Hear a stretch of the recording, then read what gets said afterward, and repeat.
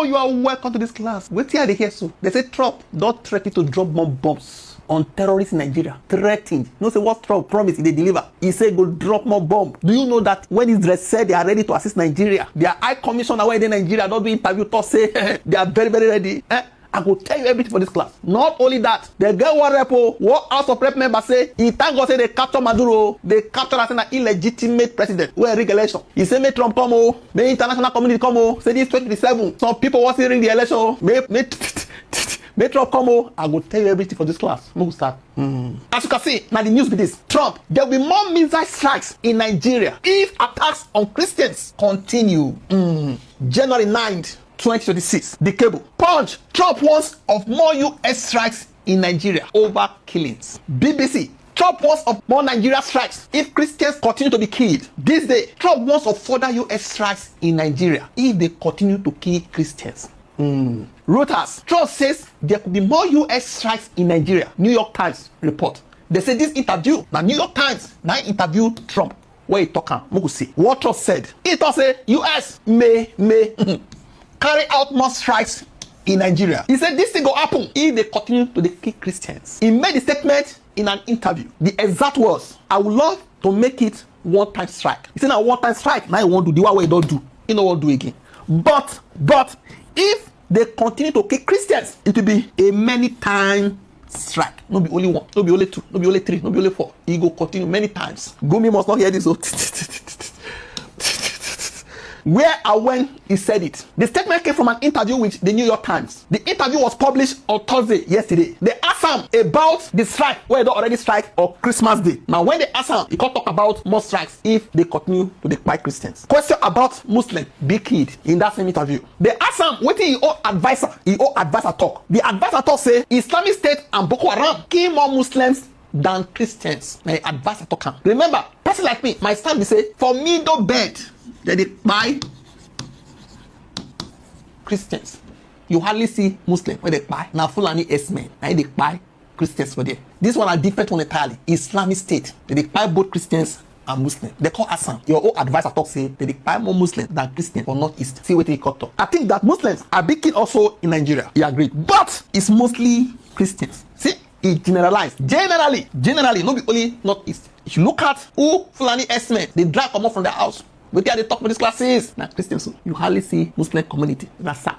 We're not talking about ISWAP and Boko Haram now. People don't say they buy plenty Christians. In short, recently they talk say convert to Islam or die for Adamawa. You saw the news, Abi? Okay? Do you know that Israel, they are serious about helping Nigeria to stop terrorism? I don't know whether you say when he greets Christians around the world with this message. From Jerusalem, I send warm greetings to our Christian friends around the world. I wish you a Merry Christmas and a Happy New Year. From here, the Holy Land, Israel, the only country in the Middle East where the Christian community is thriving. Israel is the only country in the Middle East where Christians can practice their faith with full rights and in total freedom, where Christian pilgrims are embraced with open arms and are so deeply appreciated. The persecution of Christians or members of any religion cannot and must not be tolerated. And Muslim militant displacement and attacks against Christians in Nigeria, that too must end. And said this while in a press conference with Trump. And we openly said we want to make sure that the border area right next to our border is safe. We don't have terrorists, we don't have attacks, and we also want to secure our Druze friends. And by the way, I think not only the Druze, but other minorities, especially the Christians, should be protected as well in Syria and throughout the Middle East and in Nigeria. And this. There are some people who believe that, that faith should be silent and terrorism should be understood. No. Faith should speak its voice, and terrorism should be confronted, not understood, confronted and defeated. I see the battle against us and the battle against our Judeo-Christian tradition. They go to Europe, they go to the United States, they go to Africa, Nigeria.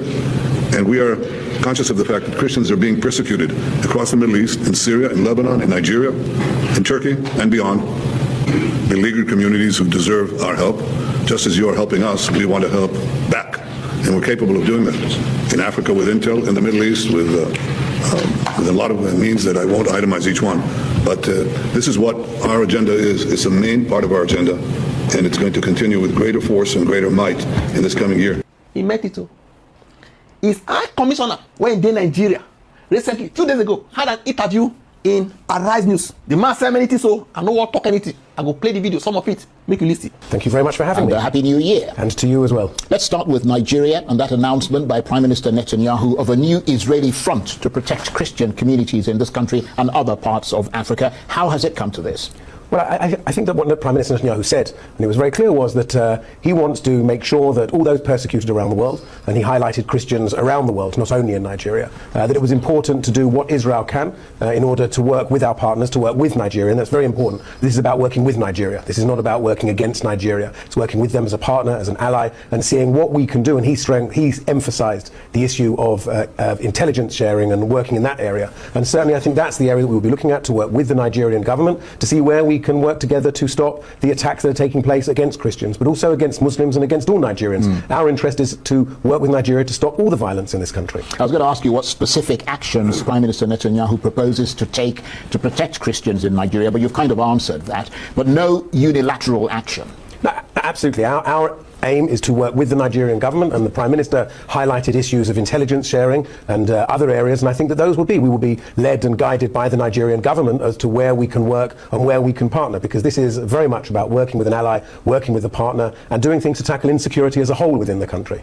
And I mean, obviously Israel is a staunch ally of the United States. I mean, if Mr. Trump was to decide to take some further action in Nigeria unilaterally, what would Israel's response be? I mean, I know it's a hypothetical situation. Well, one, it's a hypothetical situation, and two, I think there's probably a better question to ask the American ambassador rather than the Israeli ambassador as to what the question is, what would Israel's response be? Well, in a hypothetical, we'd have to see what the situation was. I couldn't tell you what our response is. What I can tell you is that we want to work with the Nigerian government to see what we can do to help and work with them to tackle insecurity across the country. And how has the Nigerian government responded to Mr. Netanyahu's statement? I'm wondering if there's been any sort of behind-the-scenes diplomatic communication about this between you and the Tinubu administration? Well, any communication behind the scenes will obviously remain behind the scenes. But as I said, Prime Minister Netanyahu has made our position clear, and so anything that we can do in those areas, and obviously when you're dealing with issues of intelligence and when you're issuing of information, it's not something that we're going to talk about publicly, because that would undermine the entire purpose of having a conversation about intelligence sharing, regardless of what the religion is. You don't get us so.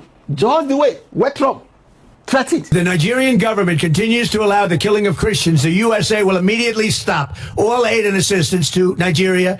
We're going to do things to Nigeria that Nigeria is not going to be happy about. Bibi don't talk, oh, here, promise. Now, I promise and I say, they are ready, oh, they are ready. They are not playing. They promise, they deliver. It does say everything the Nigerian government hand. If they want this assistance, it will be delivered. This rep from Imo State, look at what he said, the guardian. Imo lawmaker urges U.S. action over alleged ringing. Backdrop on Maduro. Now be this. His name now be Ikenga Imo Ugochinyere, member of Nigeria's House of Representatives, represent Ijatu North as South Federal Constituency. He's called to the United States. It also say, may U.S. and President Trump may they call Itabe for Nigeria matter. He said there are plans to undermine Nigerians 2027 elections. He wants American authorities to step in early. If they love Nigeria, may they step in. No. He also he supports what he Trump do for Venezuela. He supported Washington's hardline stance of Venezuela. He described Nicolas Maduro as an illegitimate leader. Where he ring away into power. He said he supports international actions against leaders where they oppose democracy, where they undermine democracy. He said they can't give them wutu. They give Maduro wutu. His allegations about Nigeria's 2027 elections. He said he must stay now be election rigging machine. He said Nigeria democracy is under serious threat. He said the plan must be exposed and stopped. Indirectly, if Venezuela no shut out, they will not hear them. That's why they know say their president, na illegitimate president. They go capture out.